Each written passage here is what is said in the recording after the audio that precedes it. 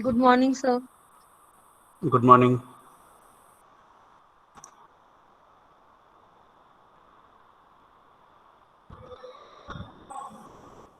So, up to the joining of remaining students, can anyone brief what we have discussed in last lecture? Adjustment later. Correct. Very good. We were up to adjustment letters. So, uh, there was one mistake in the sequence, right? Yes, sir. Last time when we were discussing regarding those letters, that chain of business correspondence, that time, after that complaint letter, there was required to be adjustment letter, but there was sales letter. Yes or no? Yes, sir. And I hope you have understood that chain. I hope you have understood that mistake. But below the sales letter, you can see in the notes there is adjustment letter. Is it there? Yes, sir. So there is no problem actually. The problem is of sequence only that you can understand. So tell me, who sends that adjustment letter to whom? Supplies to customer. And what is the purpose?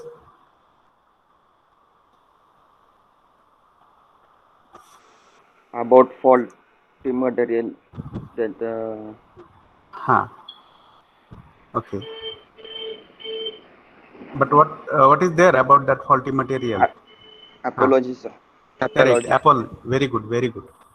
That sense of apology is reflected in the first paragraph. And what is there in second paragraph? In addition to that apology, sense of pardon, Assurance something of the solution and replacement. correct. The assurance of solution, proper solution, or maybe replacement is required, and that is given by that supplier in the second paragraph. So before starting our discussion, I will share my screen so that all will be on the right track.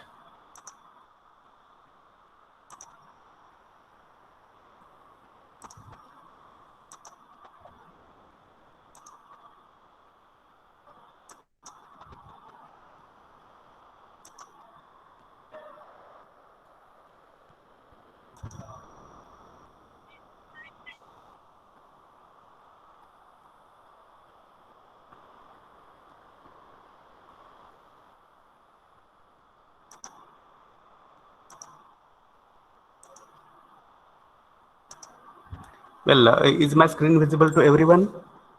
Yes, Yes, sir. sir. Yes, sir. So whichever letter you are looking on the screen, that is complaint Complaint letter. later. Huh, very Complaint good. letter. That is the fourth letter in that chain of business. And after this complaint letter, see, I am scrolling down. You can see here. What is the fifth number here? Sales letter. Huh. Actually, which letter was expected to be there? If we consider the sequence Adjustment here. letter. Correct. Very good. So I'll scroll further so that you will find what you expect. Yes or no? Yes, sir. So Yes, sir. letter number 6 is adjustment letter. So here you can find some information regarding that adjustment letter, who sends that letter to whom, then other things whichever are required, or what are the contents of those two paragraphs you can see here in that blank format. Is it there or not? Yes, sir. Huh. And there will be complementary clause as we have seen in other letters also. Then there is example of adjustment letter you can see here. So who will read this question?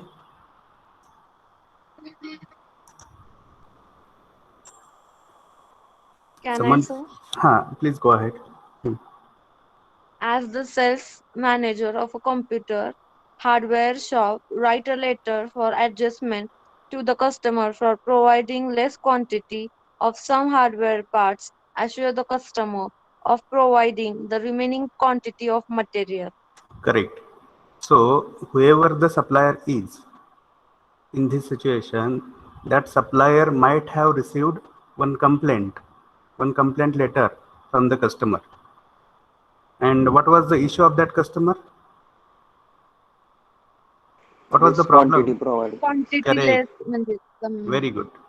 Very good.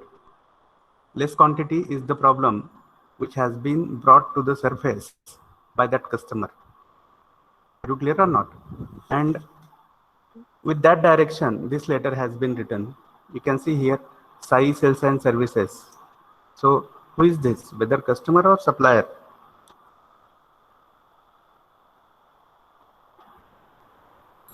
Whichever address is Supplier. visible. Correct.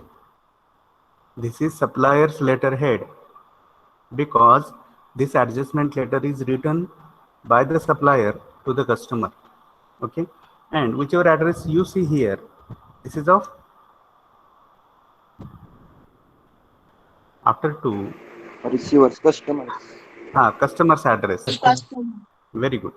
And the subject will be like adjustment about. Is it logical? Is it acceptable? Yes or no? Adjustment Yes, about sir. less quantity Yes, sir. provided. And that adjustment letter has the reference of a complaint letter which has been received by that supplier. Yes or no?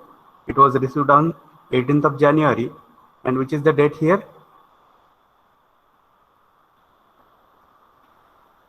See, 18 January 2020.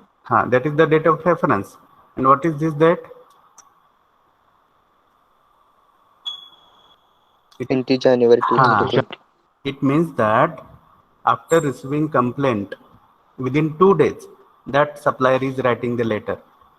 So again, the utilization of time is a crucial matter here, which is understood by that supplier. We have learned chronemics. Yes or no? Yes, sir. Yes. Yes, sir. इथंच 20 ऐवजी 30 तारीख असती तर त्याचा अर्थ असा झाला असता की जवळपास 12 दिवस 10 दिवस त्या सप्लायरनी त्या लेटरकडे बघितलं नाही.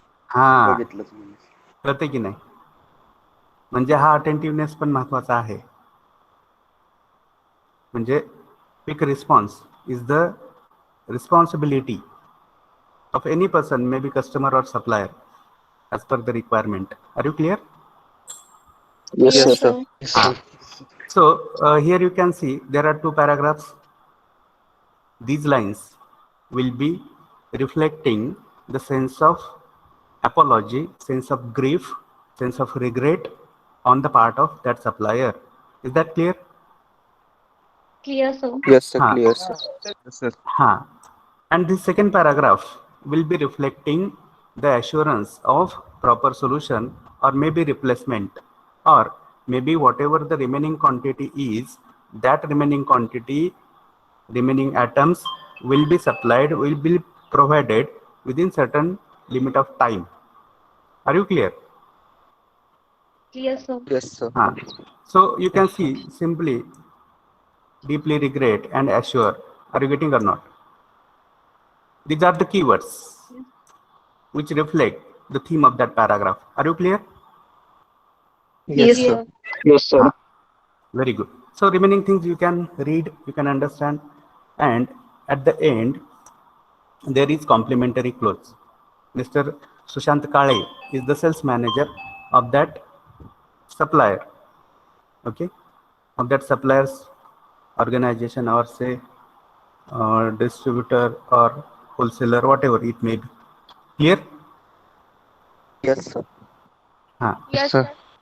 So after that, let's go back and see the 5th letter or 6th letter. Okay, actually, as I have told, the sequence has missed. So which will be the next letter? Sales letters. बघा आता या cells letter कडे हां, cells लेटरकडे जाण्यापूर्वी तुम्हाला एक गोष्ट सांगतो की ॲडजस्टमेंट लेटर सोबत तो बिझनेसचं त्या बिझनेसचं जे सायकल आहे ते पूर्ण होतं. Are you clear? जे एन्क्वायरी लेटरनी सुरू झालं होतं बिझनेसचं सायकल, ते ॲडजस्टमेंट लेटरनी पूर्ण होते. Is that clear? Yes, sir. Yes, sir. हां. Yes, sir.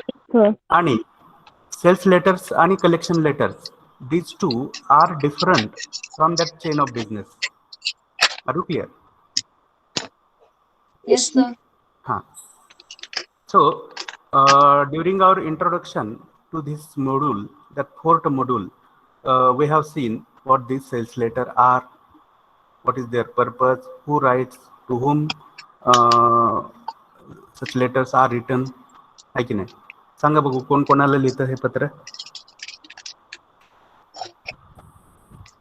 Supplier to customer. Very good. Supplier to sales झालेला आहे. Consumer, customer. Okay. Initially, let us understand that sales letters are written by the supplier to the customers. Okay. Customer. हाँ. दूसरी गोष्ट, what is the purpose of sales letters? So marketing, advertisement. हाँ, marketing, advertisement. Correct. Features काय आहेत आणि इतरांपेक्षा किती त्यांची क्वालिटी चांगली आहे आणि प्राइस कमी. Very good, very good. कस्टमरला अट्रॅक्ट करण्यासाठी सर. Correct, very good. कस्टमरला अट्रॅक्ट करणं. आणि इथे जे मी हायलाइट केलंय बघा काय दिसतं इथं? Sales promotion. Sales promotion. Increase in sale is the main purpose of sales letters, and whatever the contents of sales letters are, you can see here. बघा आपण मागेच डिस्कस केलं होतं की डिस्काउंट असेल, त्याच्यानंतर ऑफर्स असतील, त्याच्यानंतर त्या प्रॉडक्टचे फीचर्स असतील, सर नो, इन्स्टॉलमेंट्स असतील. हां, तर ग्राहकाच्या दृष्टिकोनातून, ग्राहकाच्या सीझनल नीड्सच्या दृष्टिकोनातून ज्या ज्या गोष्टी ग्राहकाला अट्रॅक्ट करू शकतात किंवा पर्चेसिंगसाठी टेम्प्ट करू शकतात, त्या सगळ्या गोष्टींचा समावेश याच्यामध्ये असेल. Okay, so you can read all these things in single reading itself. You will understand. There is nothing difficult. Every time try to understand what is the core of specific concept. If you understand the core, then all related things are always there with you. Are you clear? Yes, sir. Clear, sir. So here you can see one sample letter of this Sumit Electrical Company.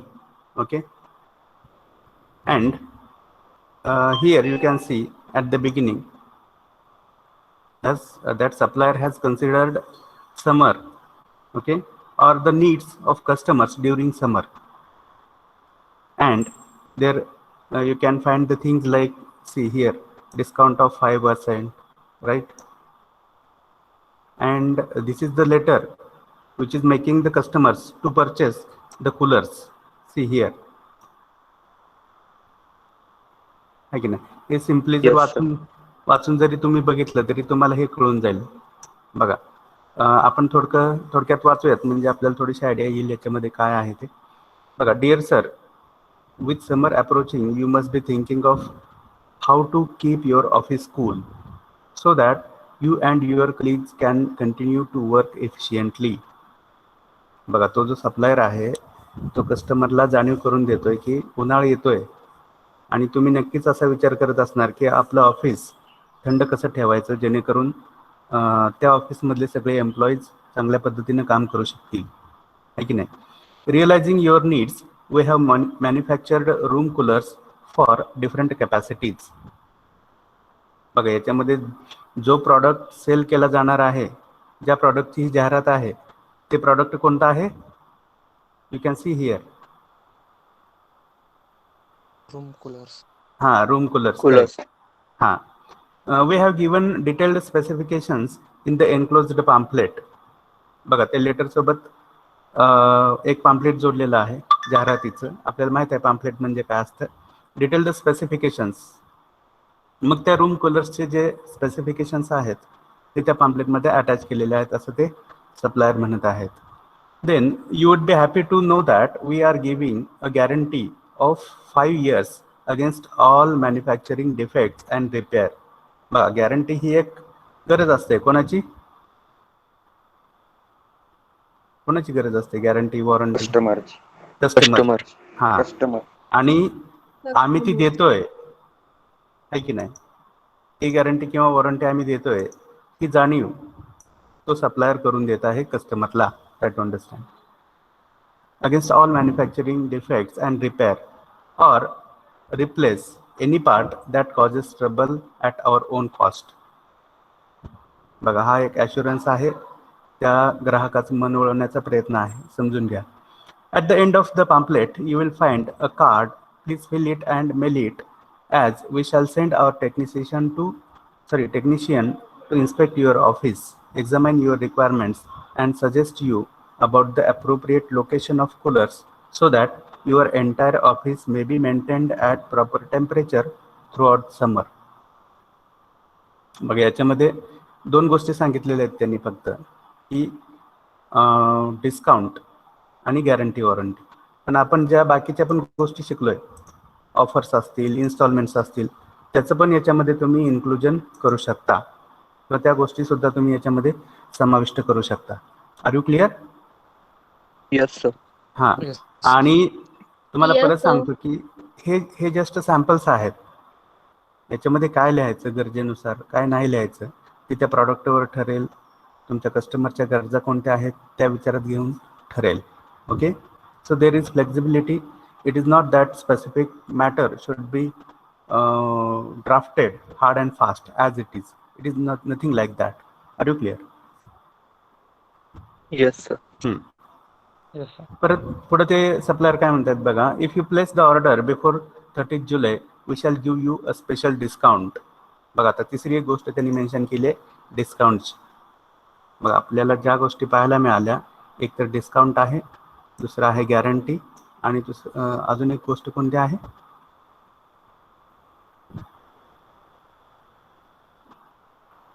अजून कोणती गोष्ट आहे जी कस्टमरला अपेक्षित असते? बघा, discount आहे, guarantee आहे, सर्व्हिसेस. हां, पोस्ट सेल सर्व्हिसेस. ओके, तर नीड या काय पण त्या कस्टमरची. हां, या पण गोष्टी याच्यामध्ये आहेत. Very good. Our man will transport the coolers to your office and install them whenever you want. And this extra service is totally free. बघा, एक्स्ट्रा सर्व्हिस, फ्री सर्व्हिस आहे की नाही? That is also one of the requirements of customers. Are you clear? Yes, sir. हां, Yes. तर Yes, sir. तोच इथे matter आहे. आणि शेवटी असेल complimentary close, ABC, that general manager will be there or sometimes that sales manager will be there. Okay, so I think there is nothing which is difficult in this sales letter. Okay,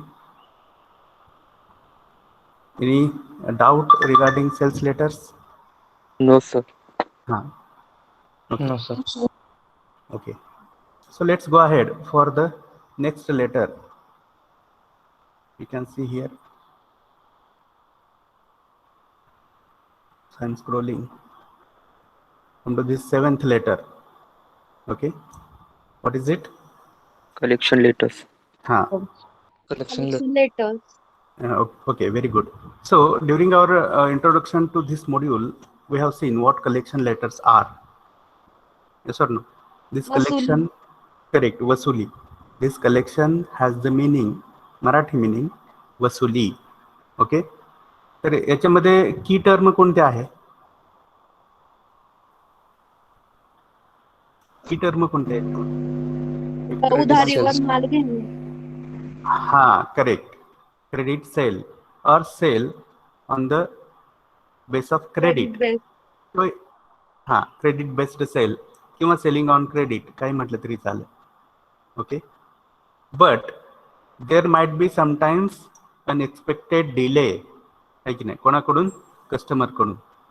आपण दिले उधारीवर, ठीक आहे, आपल्याला माहिती आहे की तो जो कस्टमर आहे त्याची ऐपत आहे, पत आहे की नाही. पण तरी देखील what happens, there is unexpected delay which makes that supplier to go for these collection letters. Are you clear? Sir. Clear, And sir. there is a series of such collection letters which you can see at the bottom here. बघा ही एक Reminder. Series आहे. हा reminder आहे. त्याच्यानंतर Payment काय आहे बघा. inquiry.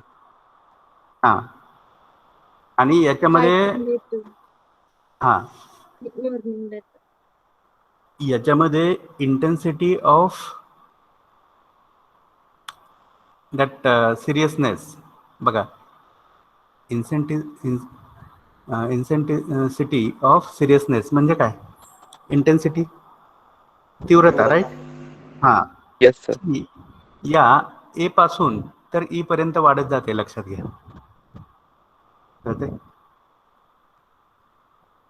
Yes, पहिल्यांदा sir. साधा रिमाइंडर असेल, त्याच्यातून जर काही वसुली होत नसेल तर परत पेमेंट एन्क्वायरी असेल, परत एक अपील असेल, परत अर्जन्सी गरज आहे, खूप अडचण आहे, आणि शेवटीचं जे तुम्हाला दिसतं इथं ई, that will be warning letter. हां, that warning letter is equal to some legal action. Are you clear? Yes, sir. Clear. तर हे वाचून घ्या. याच्यामध्ये जो कोर आहे तो आपण डिस्कस केलेला आहे. याच्या पलीकडे I think there is no problem for you. आणि येणारी परीक्षा ही तुमच्यासाठी ऑब्जेक्टिव्ह स्वरूपाची असल्यामुळं तुम्हाला हे काही ड्राफ्ट करायचं नाही आहे, लक्षात घ्या. वाक्य काही लिहून तुम्हाला परीक्षा द्यायची नाही आहे. Is that clear? Yes, sir. Yes, sir. हां, म्हणून कन्सेप्ट सगळ्या तुमच्या क्लिअर ठेवा. महत्त्वाचं काय आहे, कन्सेप्ट क्लिअर ठेवा आणि त्या कन्सेप्ट योग्य प्रश्नामध्ये तुम्हाला ॲप्लाय करायच्या आहेत. तुमचं जे नॉलेज बनलेलं आहे ते ॲप्लाय करायचं आहे आणि MCQ सोडवायचे आहेत.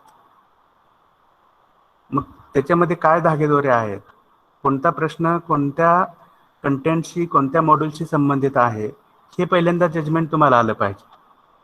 आणि एकदा का तुमच्या नोशन्स क्लिअर असतील, आयडियाज क्लिअर असतील, कलेक्शन लेटर काय असतं, कशाबद्दल असतं, तर त्याच्यावर आधारित प्रश्न सोडवायला तुम्हाला अडचण आहे का? No, sir. No, sir. बघा, हे एक सॅम्पल आहे. मी जे सांगतोय ते सॅम्पल आहे. तर कन्सेप्ट क्लिअर ठेवा. जी कोणती कन्सेप्ट आहे from module 1 to last module, जी कोणती कन्सेप्ट क्लिअर आहे त्या कन्सेप्ट क्लिअर ठेवा. आणि जर तुमच्या कन्सेप्ट क्लिअर असतील तर त्याच्यावर आधारित, त्या कन्सेप्टवर आधारित कोणताही प्रश्न सोडवायला तुम्हाला अडचण येणार नाही. Is that clear? Yes, sir. हां, तर आपण बघूयात आता. हे कलेक्शन लेटर सांगा कोणाकडून कोणाला पाठवलं जात असेल. Who will be the sender and who will be the Supplier to Supplier to customer. customer. Very good.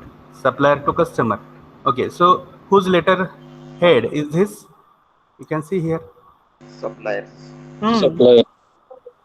Very good. And whose address will be there? That inside address? Customer's address. Customer. Customer's हां address. हां. आणि याच्यामधले ज्या या 5 stages आहेत, reminder, payment enquiry, appeal, urgency आणि warning, याच्यामधलं पहिलं letter आपण इथं बघतोय. कोणतं आहे? Reminder. हां, Reminder reminder about payment. Correct. आणि त्या सब्जेक्टला रेफरन्स कशाचा तर आहे? Your credit based purchase of. Of नंतर कशाच काय, कोणते शब्द असतील सांगा बघू.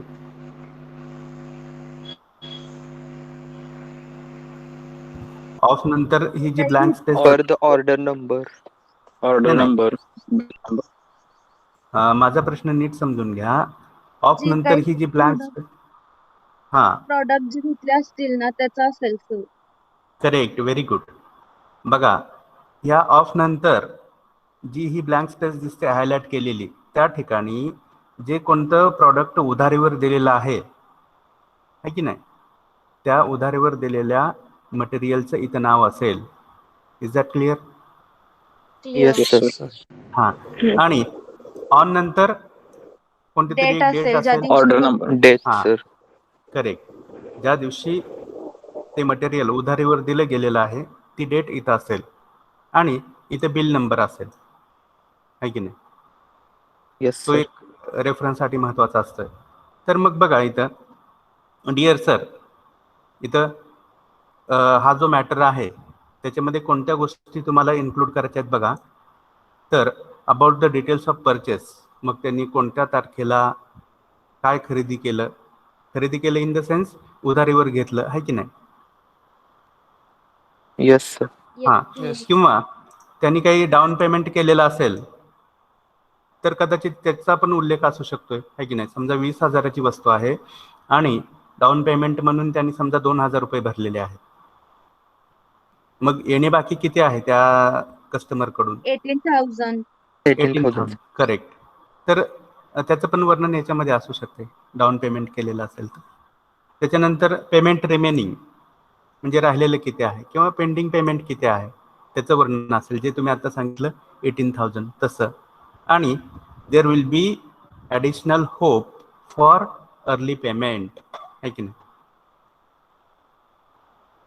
R you getting Yes, or sir. Not? Because Yes, this sir. Is simple Reminder. Reminder. letter. हां, करेक्ट. मग याच्यामध्ये तुम्ही लिगल ॲक्शन, सिरियसनेस किंवा अर्जन्सी या गोष्टी याच्यामध्ये मेन्शन करणार नाही. एक सिम्पल टच करताय तुम्ही कस्टमरला त्या, आहे की नाही, आणि जाणीव Yes, करून sir. देताय की तुमचं एवढं पेमेंट राहिलेलं आहे. Are you clear? Yes, sir. And at the end, there will be complimentary clothes. So here that sales manager of that specific distributor or manufacturer will be the right person to send such letters, है की नाही. कोणाकडून लिहिले जात असतील हे पत्र? सहसा sales manager. Are you getting or not? Yes, sir. Yes, sir.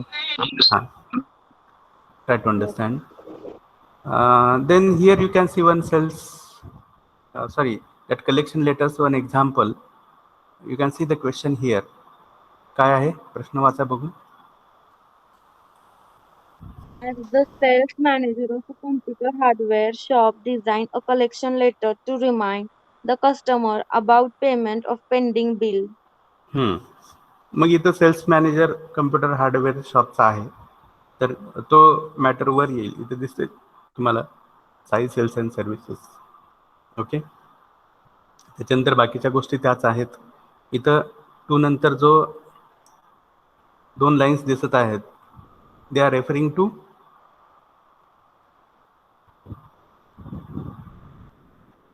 This address is referring to Customer. Customer. हां, करेक्ट. आणि इथं परत सब्जेक्ट दिसतोय तुम्हाला, रिमाइंडर अबाउट पेमेंट. आपण फॉर्मॅटमध्ये बघितले तेच. आणि रेफरन्स बघा, रेफरन्स कसा आहे? Your purchase as per order number 17 on 17th October 2019. कोणती का डेट असे ना, it doesn't matter, it is immaterial. Are you clear? त्याच्यानंतर dear sir. Yes, sir.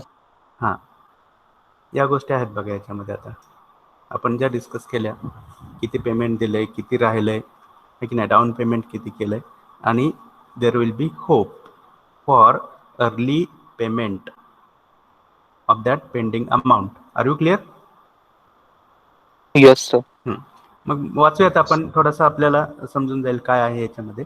With reference to above cited subject, I am hereby bringing it to your kind notice that you had purchased some computer hardware parts from us on credit basis. I regret to say that since the down payment of 15,000, there is no any payment of remaining amount from your side. The remaining amount is 25,000. We feel that you are one of our valued customers. बघा, हे पण बोलावं लागतं, गरजेचं आहे.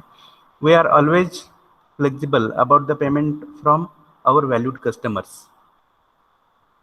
I hope that you will kindly consider and make payment of the same amount as early as possible.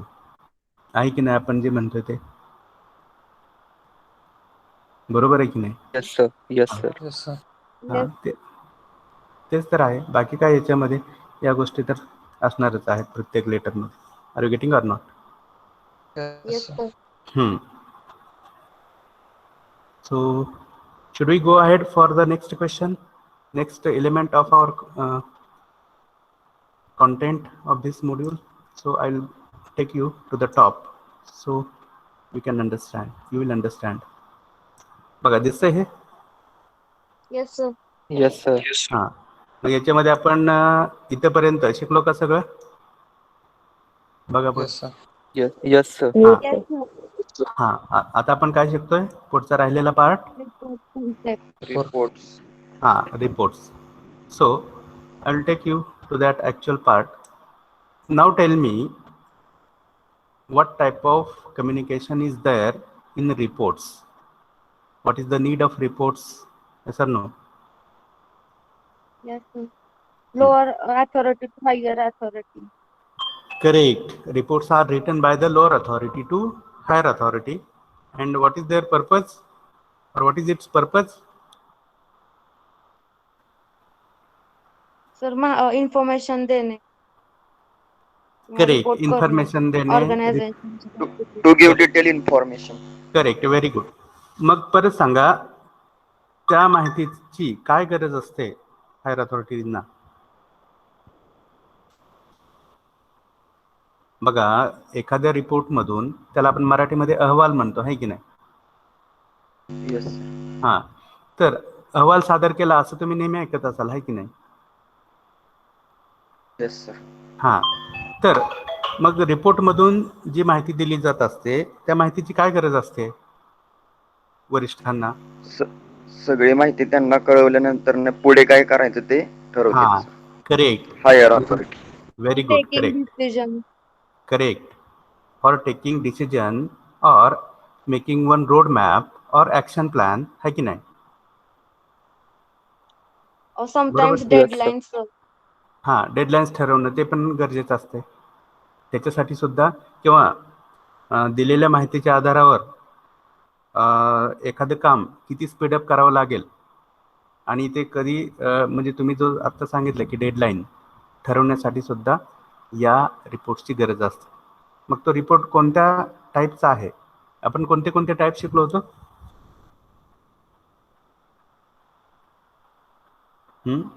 Positive असू शकतात sir, negative पण असू शकतात रिपोर्ट. हां, ओके, करेक्ट. मग आपण कोणत्या कोणत्या प्रकारचे रिपोर्ट शिकलो होतो? बघा इथे दिसत आहे तुम्हाला. प्रोग्रेस, हम्म, ऍक्सिडेंट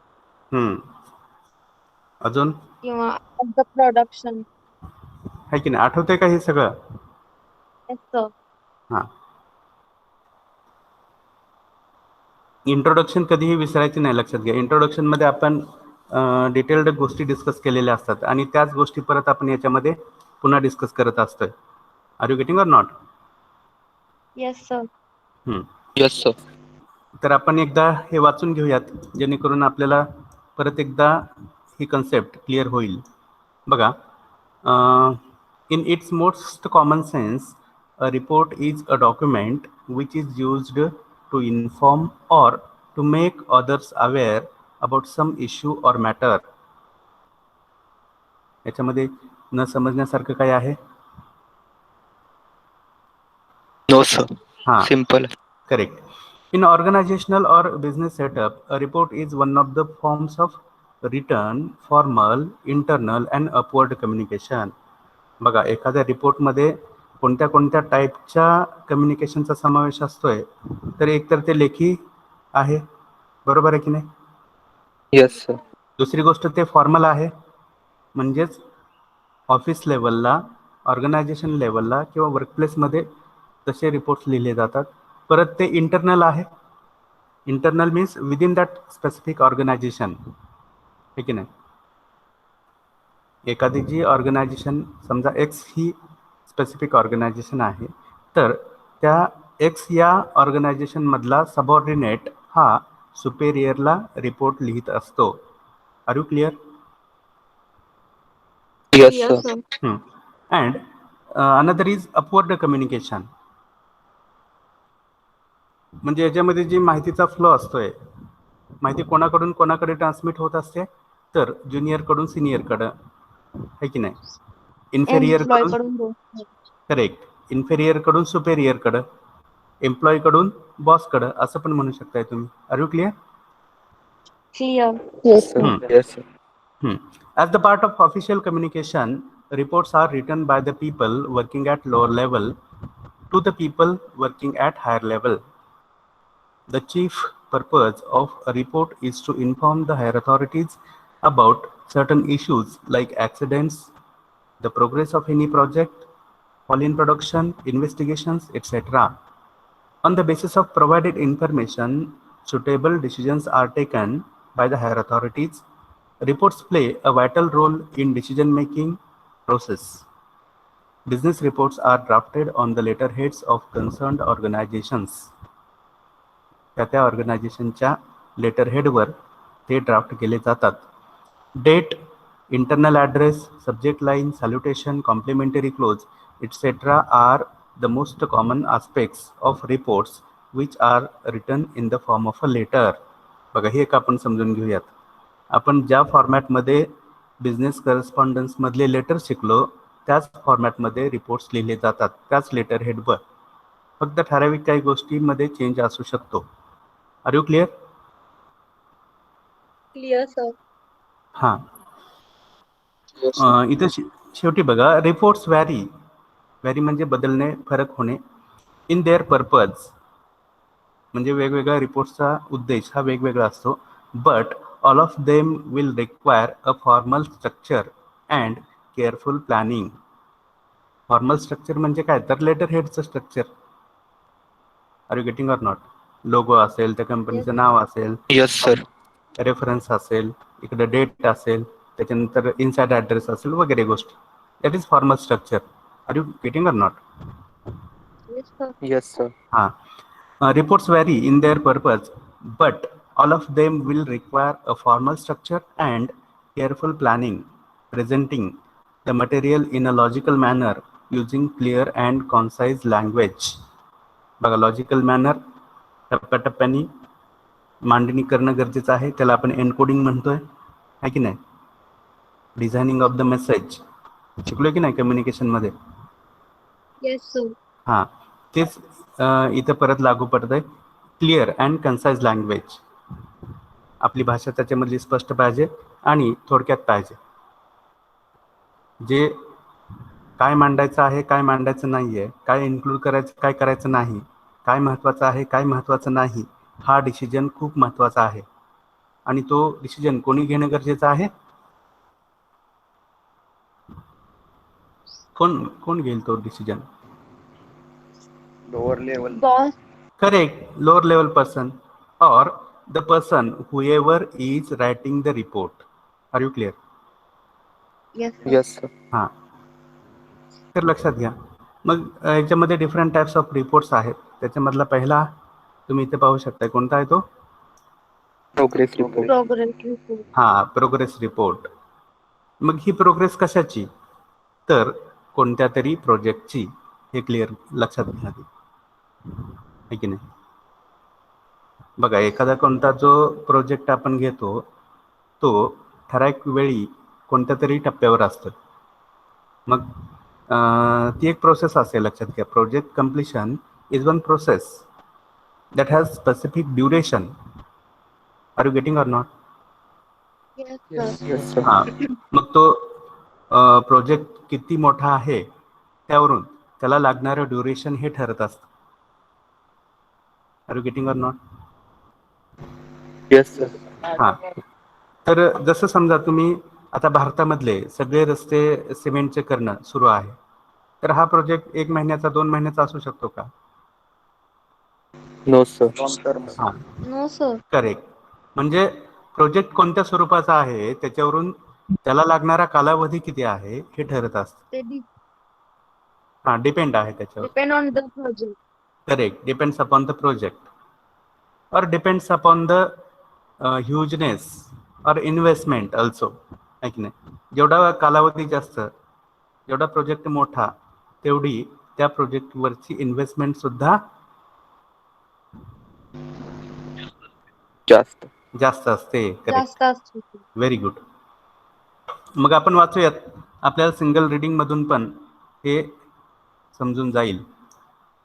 तर ठराविक वेळेस ठराविक प्रोजेक्ट कोणत्या टप्प्यावर आहे आणि तो पूर्ण होण्यासाठी किती कालावधी लागणार आहे, तो पूर्ण करण्यामध्ये कोणत्या अडचणी आहेत, या सगळ्यांचं विश्लेषण या प्रोजेक्टमध्ये असतं. लक्षात घ्या. Are you clear? Yes, sir. हा, Clear. मी जे नेहमी तुम्हाला म्हणतो की कोर लक्षात घ्या. प्रत्येक कन्सेप्टचा कोर लक्षात घ्या, आयडिया लक्षात घ्या. आणि ती एकदा आयडिया डोक्यात बसली की तुम्हाला MCQ सोडवायला काही अडचण येणार नाही. हा, so let us read what it is exactly. A progress report is written by the subordinate authority to higher authority to inform him or her about the current status of any project. Current status of any project म्हणजे सध्या किंवा या क्षणी यावेळी तो project कोणत्या टप्प्यावर आहे. Different organizations undertake different projects which need to be completed in stipulated time. है की नाही? प्रत्येक ऑर्गनायझेशन कोणतं तरी प्रोजेक्ट, कोणतं तरी काम हातामध्ये घेत असते आणि ते काम त्या ठरलेल्या वेळेमध्ये, त्यालाच आपण स्टिप्युलेटेड टाइम म्हणतो, आहे की नाही, पूर्ण होणं गरजेचं असतं. Progress reports are written to state the current progress of any project and the problems in the completion of the project. बघा, बऱ्याच वेळा अडचणी येत असतात. अडचणीशिवाय कोणता प्रोजेक्ट पुढे जातो का? No, sir. हा, बऱ्याच वेळा प्रोजेक्ट कम्प्लिशन मध्ये येणाऱ्या अडचणी आपण प्रेडिक्ट पण केलेल्या नसतात किंवा त्या अडचणी येतील असं आपल्याला वाटत पण नसतं. पण प्रत्यक्ष जेव्हा आपण बॅटल फील्डवर असतो, त्या प्रोजेक्ट कम्प्लिशनच्या बॅटल फील्डवर असतो, तेव्हा अनेक अडचणी येत असतात आणि त्या अडचणी एक एक काढून टाकून तुम्हाला तो प्रोजेक्ट पुढे न्यायचा असतो. Are you clear? Yes, sir. Yes, sir. हां, म्हणून त्या समस्यांचं वर्णन पण त्याच्यामध्ये असेल. There is also focus on the future plans to complete the project within time. बघा, आता फ्युचर प्लॅन किंवा मगाशी जो आपण म्हटलं ॲक्शन प्लॅन, रोड मॅप, आहे की नाही, ते पण ठरवला जात असतो या दिलेल्या माहितीच्या आधारावर. For example, a site engineer writes a progress report to the main engineer informing him about the current status of building under construction. आता साईट इंजिनियर माहिती आहे आपल्याला की सिव्हिल इंजिनियर, तो काय करतोय तर एक प्रोग्रेस रिपोर्ट लिहितोय. कोणाला लिहितोय? मेन इंजिनियरला लिहितोय. कशाबद्दल लिहितोय? तर त्यांना माहिती देण्याबद्दल. कशाची माहिती? तर जी कोणती बिल्डिंग सध्या बांधली जात आहे त्या बिल्डिंगच्या प्रोग्रेसबद्दल. कळालं? Yes, sir. On the basis of information provided through a progress report, the higher authorities take decisions about maintaining the speed.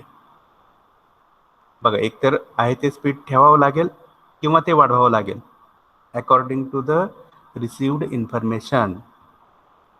R you getting or not? Yes, sir. त्याच्यानंतर हां, रिमुव्हिंग बॅरियर्स, त्याच्यामध्ये ज्या अडचणी आहेत त्या काढून टाकणं. And managing the schedule for further work. तर तुम्ही हे समजू शकता, there is nothing difficult.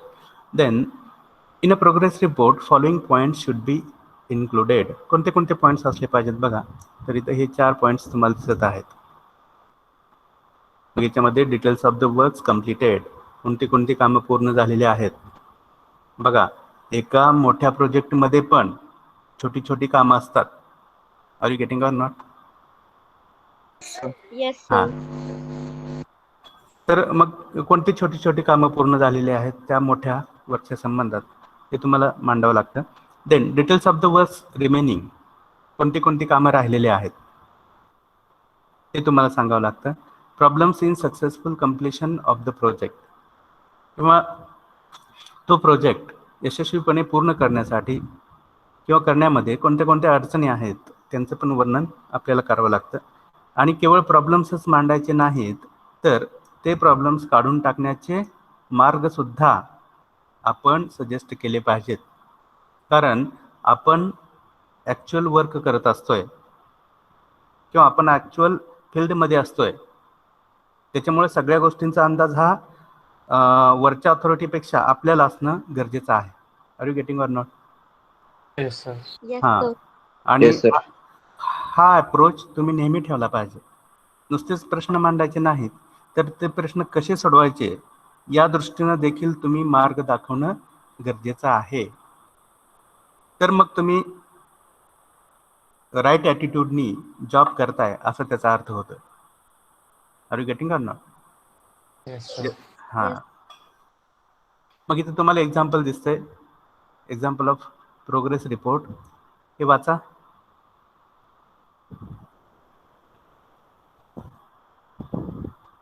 You aren't working as a site engineer in a construction company. Prepare a progress report about the construction of a school building and submit it to the chief engineer. Correct. Chief engineer is the higher authority. You are the site engineer, and the progress report is about the construction of school building. You can see it here. तर मग तेच तुम्हाला इथं पाहायला मिळते बघा. Both the sender and receiver are of same organization. Clear? Because Yes, sir. it is internal communication. मग तेच लोगो आहे, त्या कंपनीचं नाव आहे. इथं रेफरन्स आउटवर्ड नंबर गरजेचा नाही, कारण बाहेरच्या ऑर्गनायझेशनमध्ये ते चाललेलं नाही. रेफरन्स नंबर तुम्ही देऊ शकता, आउटवर्ड नंबरची गरज नाही, because it is internal communication. Are you clear? Yes, Clear, sir. sir. त्याच्यानंतर डेट आहे, त्याच्यानंतर टू आहे, टू नंतर हायर अथॉरिटीचं नाव डेजिग्नेशन असेल. Are you getting or not? त्याच्यानंतर सब्जेक्ट Yes, आहे, sir. Report about progress of school building. परत हे डिअर सर, आणि त्याच्यानंतर ह्या ठराविक थोड्या लाईन्स. परत इथं लक्षात घ्या, त्या प्रोजेक्टची प्रोग्रेस जर समाधानकारकपणे सुरू असेल तर तो टोन, ते रिफ्लेक्शन तुमचं झालं पाहिजे. आणि खूप साऱ्या अडचणी असतील तर तुम्हाला तो पण टोन जमला पाहिजे, है की नाही? पण निगेटिव्ह प्रोग्रेस दाखवणं म्हणजे तुम्ही स्वतःवर संकट ओढावून घेण्यासारखं आहे. कळतंय का? Yes, Yes, sir. sir. हां. कारण त्याचा अर्थ काय होतोय, तर तुम्ही काय करताय मग? हायर अथॉरिटी असं, म्हणजे हायर अथॉरिटी समोर जर आपण सांगत बसलो की 6 महिन्याचा प्रोजेक्ट आहे आणि 1 महिना झाला तरी अजून सुरुवात झालेली नाही, तर मग हायर अथॉरिटी आपल्याला काय म्हणेल? राहिलेत Yes, 5 sir. महिने, आहे की नाही? समजून घ्या काय सिच्युएशन आहे. म्हणजे तुम्ही तुमच्या कमतरता, तुमची अक्षमता दाखवायची असते का याच्यामध्ये? No, sir. No, sir. लक्षात घ्या.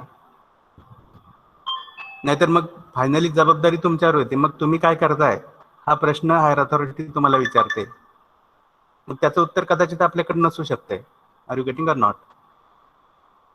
Yes, Yes, sir. sir. Yes, sir. हां. म्हणजे नुसतं रिपोर्ट लिहिणं म्हणजे कागद रंगवणं असं नसतंय. त्याच्यामागं तुमचा रोल, तुमची रिस्पॉन्सिबिलिटी, तुमची ऑनेस्टी, तुमचं dedication. Are you getting or not? Yes, Yes, sir. sir. त्या पण सगळ्या गोष्टी याच्यातून रिफ्लेक्ट होत असतात. तर बघा इथं काय म्हणतात ते, dear sir, with reference to above stated subject I feel delight to inform you that. आता ही जर आय फील डिलाइट याचा अर्थ आहे की सगळं सुरळीत सुरू आहे. Are you getting or not? Yes, Yes, sir. sir. I feel delight to inform you that the progress of the school building under construction is as per pre-designed plan. Though there are some shortcomings in the work. आणि या तर नेहमी असतातच, काहीतरी दोष, काहीतरी कमतरता असतातच. Additional details of the work are as follows. मग बघा की कोणतं कोणतं वर्क कम्प्लीट झालंय, कोणतं कोणतं वर्क राहिलंय, आहे की नाही? आता आणि रिपोर्टचा विषय काय आहे त्याच्यावरून हा आतला मॅटर बदलणार आहे. Are you getting or not? Yes, sir. हां, हे समजून घ्या तुम्ही. किंवा हे जे प्रॉब्लेम्स आहेत, हे प्रॉब्लेम्स पण बदलणार आहेत. कशावरून? प्रोजेक्ट कोणता आहे, कशा स्वरूपाचा आहे, त्याच्यावरून प्रश्न वेगवेगळे असतात. कधी कधी मजुरांची कमतरता असते, कधी कधी कच्चा माल कमी असतोय, कधी कधी स्ट्राईक असतोय, कधी कधी लॉकडाऊन पडतोय सध्याच्या परिस्थितीप्रमाणे. Are you getting or not? Yes. Yes, Yes, sir. sir. हा. Injury होऊ शकते का वर्करला हा ड्युरिंग द कन्स्ट्रक्शन? एखादा वर्कर जो आहे तो इंजुरीमुळे सुद्धा थांबू शकतो का? हा, मग इंजुरीसाठी दुसरा रिपोर्ट आहे की आपला ऍक्सिडेंट रिपोर्ट आहे की नाही? Yes, sir. हा, हो मग सर, yes. आपल्याला काय फोकस करायचा आहे त्याच्यावरून रिपोर्टचा टाईप पण बदलेल. आपल्याला प्रोग्रेस फोकस करायचे आहे तर प्रोग्रेस रिपोर्ट लिहावा लागेल, किंवा जे लिहितोय त्याला प्रोग्रेस रिपोर्ट म्हणावं लागेल. Are you getting or not? Yes, sir. Yes, sir. आणि जिथं तुम्हाला ऍक्सिडेंटला फोकस करायचा आहे तिथे ऍक्सिडेंट रिपोर्ट आहेच. मग त्याच्यामध्ये ऍक्सिडेंटच्या डिटेल्स असतील, तो कसा झाला, काय फर्स्ट एड कोणती दिली आहे की नाही, ते आपण बघणार आहोत लवकरच. Are you getting or not? Yes, Yes, sir. sir. हां, आणि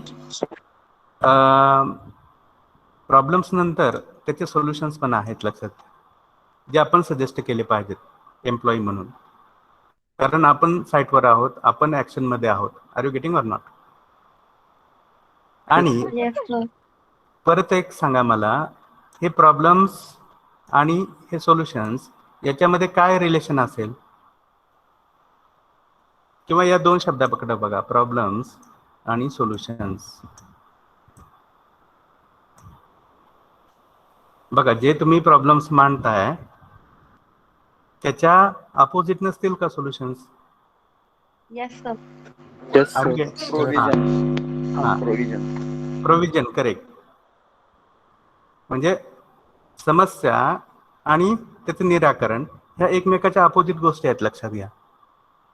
मग एकदा समस्या समजल्या की आपल्याला त्याचं निराकरण करण्याचे मार्ग आहे की नाही, सोल्युशन्स, प्रोव्हिजन्स, हे आपल्याला मिळत असतात आणि ते आपण मांडले पाहिजेत. ते एक चांगल्या रिपोर्टचं लक्षण आहे. Are you getting or not? Yes, Yes, sir. Yes. नाहीतर असं म्हणायचं नाही, बघा हे सगळे प्रॉब्लेम्स आहेत, आता तुम्हीच बघा काय करायचं ते, असं असतं का? No, sir. बघा, हायर अथॉरिटीला आपल्यापेक्षा नक्कीच मोठ्या संकटांचा सामना करावा लागत असतोय, किंवा आपल्यापेक्षा जास्त व्याप हे त्या हायर अथॉरिटीचे असतात. पटते की नाही तुम्हाला? Yes, sir. Yes, sir. हा, आपण जे म्हणत असतो की नाही, जया अंगी मोठेपण तया ना कठीण. यातना यातना कठीण. कठीण. हा, तसं असतंय बघा हे. वेदना. हा, वेदना, त्रास. मग जेवढ्या मोठ्या पदावर तुम्ही काम करताय तेवढ्याच मोठ्या समस्यांचा सामना तुम्हाला करावा लागत असतो, आहे की नाही? मग बरेच जण बहुतेक वेळा मुंगी बनून साखर खाणं पसंत करत असतात, आहे की नाही? ऑर्गनायझेशन मध्ये पण तेच आहे हो. Yes sir. हा, पण कधीतरी हत्ती बनून लाकडं फोडण्याची पण आपली क्षमता निर्माण होणं गरजेचं असतं. आयुष्यभर मुंगी म्हणून साखर खाण्यात काही पॉईंट नसतोय, लक्षात घ्या. त्याच्यामध्ये आपली प्रोग्रेस नसते, ग्रोथ नसते. Are you getting or not? Yes, sir. Yes, sir. Yes हां, सर. तर ते पण अँगल्स तुमच्याकडे असू द्यात. हे काय रिपोर्ट लिहिणं वगैरे चालतच राहणार आहे, ठीक आहे. तर इथं शेवटी कॉम्प्लिमेंटरी क्लोज असेल. It is like the business letters we have discussed. Are you clear? Yes, sir. Yes, sir. बरं, दुसऱ्या लेक्चरची लिंक आली आहे. Yes, sir. sir. ओके, वाचत राहा, समजून घेत चला, याच्यामध्ये काही अडचण नाही आहे. So let us stop here for today. Thank you everybody. Thank you, Thank sir. you, sir. Thank you, sir. Thank you, sir. Yes, sir. Thank you sir.